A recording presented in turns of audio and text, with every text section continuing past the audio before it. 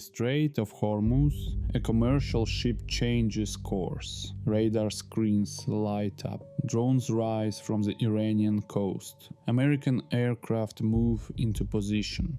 Across the Gulf, military bases sound alarms, and oil markets react before the smoke has cleared. At the time of this recording, in July 2026, the United States and Iran are again exchanging strikes.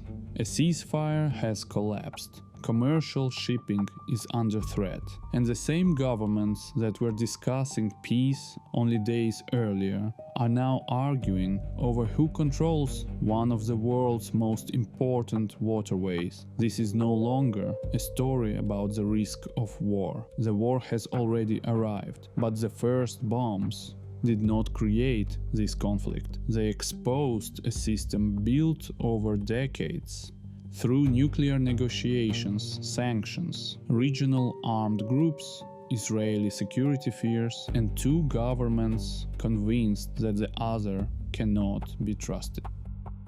The roots reach back to 1953, when the United States and Britain helped remove Iranian Prime Minister Mohammad Mossadegh. Washington later supported the Shah until the Iranian Revolution overthrew him in 1979. For Tehran, that history became evidence that American pressure could end in intervention or regime change. For Washington, the hostage crisis, threats against Israel, and attacks linked to Iranian-supported forces created a different memory. History shapes how each side interprets the other. After 1979, Washington relied on sanctions, regional alliances, intelligence operations, naval power, and military bases. Iran developed missiles, drones, maritime harassment tactics, and relationships with armed groups across Lebanon, Iraq, Syria, and Yemen. Washington saw this network as a way for Tehran to attack while avoiding direct responsibility. Iran called it forward defense. For years, the confrontation appeared controllable. A base was attacked, a commander killed, a ship seized, and a limited strike followed. But every confrontation prepared the next one.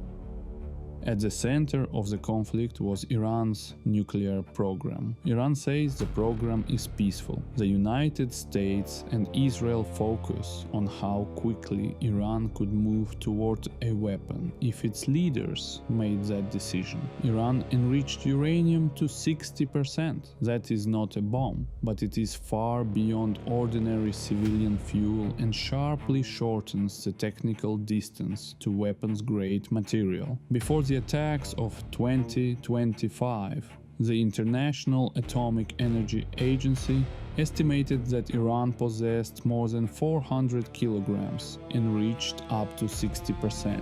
After inspectors lost access, the agency could no longer verify the current size, composition, or location of that stockpile. That uncertainty became a threat of its own. In 2015, the JCPOA restricted enrichment, reduced Iran's stockpile and centrifuges, and expanded monitoring in exchange for sanctions relief. It was based on verification, not trust. But it addressed the nuclear program, not missiles, regional armed groups, or Israel. In May 2018, President Donald Trump withdrew the United States from the agreement. The IAEA was still reporting that Iran was implementing its nuclear commitments, but Trump called the deal fundamentally defective and restored sanctions under a campaign of maximum pressure. The sanctions damaged Iran's economy, but did not produce the broader agreement Washington wanted. Iran exceeded the deal's limits, increased enrichment, and restricted monitoring. Pressure increased the value of nuclear leverage. In many ways we can win, but we've already won militarily. They have very little left, and they want to make a deal so badly. They called a little while ago, they want to make a deal so badly. I just don't know if they're worthy of making a deal. I don't know that they're going to honor the deal. That's the problem. In 2020, the United States killed Qasem Soleimani, the commander who had built much of Iran's regional strategy. Iran answered with missile strikes on bases housing American personnel in Iraq. The response was calibrated, strong enough to demonstrate capability, but limited enough to avoid immediate full-scale war. That restraint did not end the cycle. It preserved it. Iran's regional partners created more paths to escalation. Hezbollah, Iraqi armed groups, and the Houthis have local interests and different levels of dependence on Tehran. But Iranian money, weapons, and training let them pressure Israel, American forces, and shipping, meaning a local attack can trigger a wider war.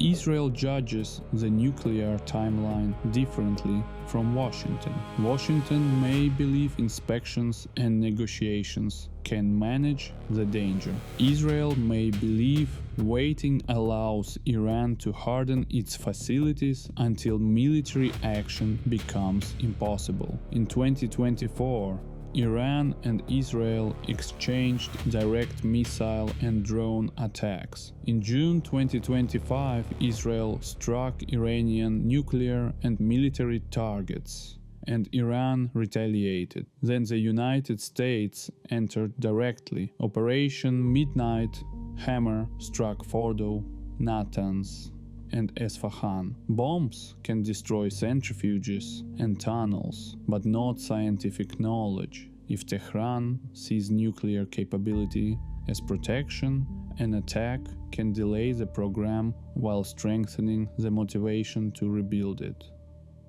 On February 28, 2026, the conflict expanded dramatically. The United States and Israel launched broad attacks inside Iran, and US Central Command began Operation Epic Fury. Washington said the campaign was intended to dismantle immediate threats, damage Iran's missile and naval forces, cut support to regional armed groups, and prevent a nuclear weapon. Iran called it aggression and retaliated across the region. Missiles and drones targeted American-linked facilities, shipping slowed, and Hormuz became both a battlefield and a bargaining chip. Trump ordered a 2-week ceasefire on April 7th, later extended while mediators searched for a political settlement. On June 17th, the United States and Iran signed a 14-point interim memorandum after mediation, led by Pakistan and Qatar. It called for an end to military operations, reopened commercial passage through Hormuz, offered temporary oil sanctions relief, and created a 60-day window to negotiate a final agreement, including the nuclear issue. But it was not a peace treaty. Iran read the shipping language as recognition of its authority to manage passage. Washington read it as a promise of free navigation. They also disagreed over oil waivers, frozen assets, Lebanon, and Iran's nuclear future. For a brief moment, Trump sounded optimistic. After technical meetings in Doha on July 1st, he said the United States and Iran were getting along very well. We have major points of agreement. They want to make a deal. And we are very willing to make a deal. Well, I think we're going to end it. I can't tell you for sure when they want to make a deal so badly. You have no idea how badly they want to make a deal. They want to make a deal so badly. I do see a deal in Iran. We were very close to a deal. I think it's close to over, yeah. I mean, I view it as very close to over. It's looking very good that we're going to make a deal with Iran, and it's going to be a good deal. This process should go very quickly. We're going to end that war very quickly. They want to make a deal so badly. We think we're close to a deal, and that's okay. We're in the final throes of what will be a very, very good deal.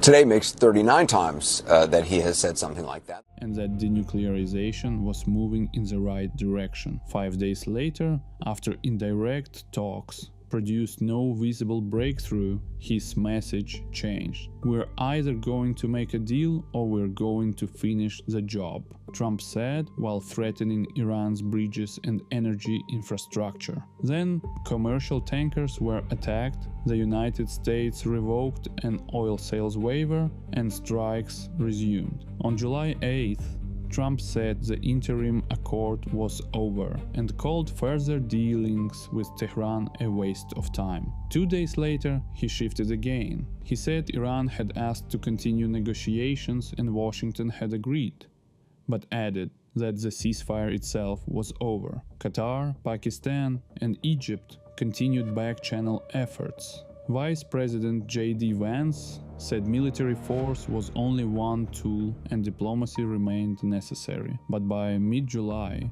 the United States had reinstated a blockade and launched repeated strikes. Iran answered across the Gulf. The relationship had become a contradiction. Talks continued, but the ceasefire did not. The Strait of Hormuz explains why the conflict cannot remain regional. Roughly 1/5 of global oil supply normally passes through this narrow waterway. Oil is priced globally, so disruption reaches Americans through fuel prices and inflation. For Iran, Hormuz lets geography offset American military superiority. Mines, missiles, drones, seizures, and uncertainty can make every voyage more expensive. But that leverage also harms Gulf states, Asian buyers, and Iran itself, and can unite more countries against Tehran. So why is another lasting deal so difficult? Because each side believes compliance could make it vulnerable. Iran remembers accepting nuclear restrictions before Washington left the deal and restored sanctions. The United States remembers Iran expanding enrichment, reducing monitoring and applying regional pressure while diplomacy continued. Washington wants Iran to surrender leverage before sanctions are lifted. Tehran wants sanctions relief before surrendering leverage. Israel wants guarantees that may be impossible to verify forever. Iran wants security assurances that no American president can permanently bind. Every side demands proof of good faith from governments it defines by bad faith.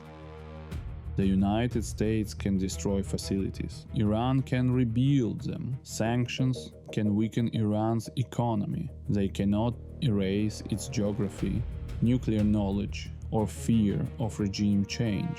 Iran can threaten American forces and global shipping. It cannot force Washington and Israel to accept an unrestricted nuclear program. Military power can change the balance. It cannot resolve the insecurity beneath it. In 2015, diplomacy contained part of the crisis. In 2018, the United States abandoned that framework. In 2025, bombs replaced inspections. In 2026, a shadow war became a direct one, followed by ceasefires, negotiations, renewed threats, and renewed strikes. The weapons changed, the leaders changed, the battlefield expanded, but the central question remains the same. Can either country make itself safer without making the other believe it is in greater danger? Until the answer is yes, ceasefires will remain temporary, agreements will remain fragile,